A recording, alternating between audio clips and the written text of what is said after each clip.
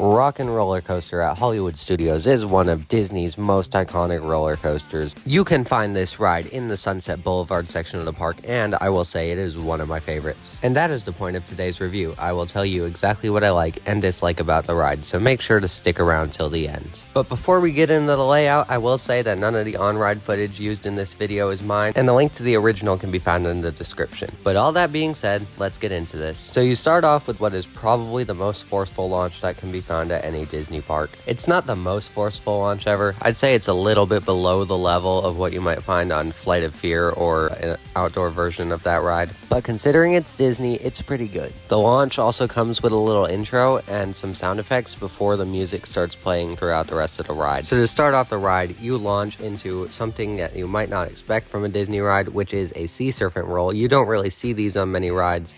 You do see them on the Vekoma SLCs, but this one is sit down and that one's inverted, so it's a little different. That's 2 of the 3 inversions on this ride. It carries a little whip. It's nothing super intense, but it's pretty fun. Here's one of the more forceful moments on the ride. You pull out into a right turn. It does slow down quite a bit throughout this turn before it goes through the big Hollywood sign. That's part of theming, and there are a couple signs throughout. Just make sure to remember that it's a lot darker in real life than it is in this video. But that pretty forceless helix takes you into the brakes before it drops you into another left turn. You see the sign for Interstate 5, again letting you know that you're in California and not Florida anymore like you'd originally thought. But this left turn continues into a corkscrew, which is our 3rd and final inversion of the ride. Again, I'd say this is pretty comparable to Flight of Fear, and this is personally my favorite inversion of the ride.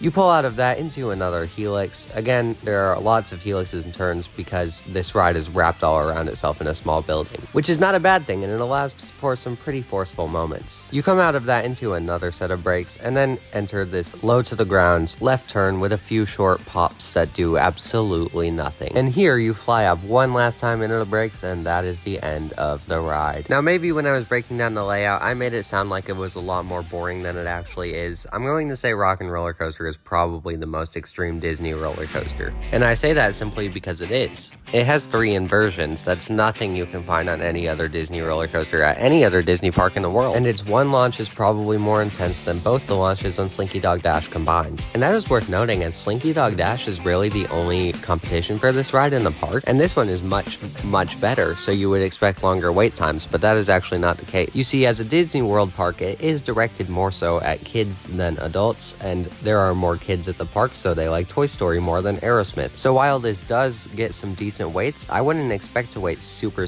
long for this ride on any day, at least in comparison to rides like Slinky Dog Dash or Rise of the Resistance. So what are my thoughts on this ride? I like that this ride has a lot of unique to Disney elements, such as a launch and a sea serpent roll, which do, by the way, carry some force. Nothing like Flight of Fear or any of those rides, which I will say are most comparable to this. However, there are some moments of strong or decent forces throughout the ride, such as maybe that corkscrew at the end or some random valleys throughout the ride. But I do think it's pretty decent, and I quite enjoyed the ride. So if you're ever at Hollywood Studios, I 100% recommend it. So I would like to thank you all for watching the video. If you enjoyed it, make sure to hit the like button and subscribe. If you would want to learn more about Hollywood Studios or any of the other Disney parks, I will be uploading every Friday. So hit the notification bell if you want to be here as soon as I drop a new video.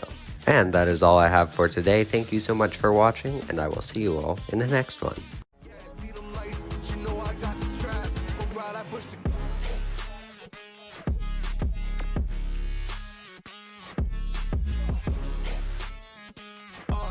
I took a dash, I went way to the bag.